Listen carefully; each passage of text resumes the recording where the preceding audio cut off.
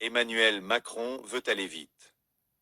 6 jours après le vote de la motion de censure et la démission de Michel Barnier, le président de la République a reçu pendant plus de 3 heures les chefs des partis politiques, à l'exception notable du Rassemblement national et de la France insoumise. Guillaume Lacroix en est ressorti pour le moins dubitatif. En préambule, le président nous a précisé qu'il ne tiendrait qu'une seule réunion de ce type, étant entendu qu'il souhaite désigner un nouveau Premier ministre sous 48 heures et lui passer le relais, relate Guillaume Lacroix. Pour ce qui me concerne, je lui ai rappelé que cette réunion se tenait hors du cadre normal de la Constitution, qu'il devait nommer le Premier ministre, mais en aucun cas se substituer à lui. Sur le fond comme sur la forme, l'ensemble des participants lui ont rappelé que la stabilité du pays de ces prochains mois dépendra pour beaucoup de la politique qui sera menée, et donc du profil du Premier ministre qu'il choisira. Guillaume Lacroix, président du Parti radical de gauche, a esquissé le profil type du candidat idéal, si tant est qu'il existe, à savoir un Premier ministre de gauche, ou en tout cas, qui soit en capacité de recueillir les voix de la gauche,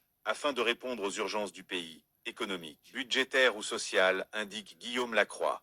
On ne peut pas attendre plus longtemps, il faut avancer rapidement. De ce point de vue, Bernard Cazeneuve fait toujours partie de la shortlist, si l'on en croit son allié du mouvement La Convention. Il coche de nombreuses cases, mais aucun nom n'a été évoqué. Emmanuel Macron n'a rien laissé filtrer de ses intentions. En revanche, le président de la République ne semble pas envisager l'hypothèse d'une démission avant la fin de son mandat comme l'imagine Jean-Luc Mélenchon pour la France insoumise. C'est exclu, relève Guillaume Lacroix. Il est apparu déterminé sur ce point. Il a d'ailleurs posé comme principe qu'il entendait s'appuyer sur un gouvernement pour les 30 prochains mois, ce qui signifie qu'il n'envisage pas de nouvelle dissolution, ni dans les 3 mois, ni à l'été prochain.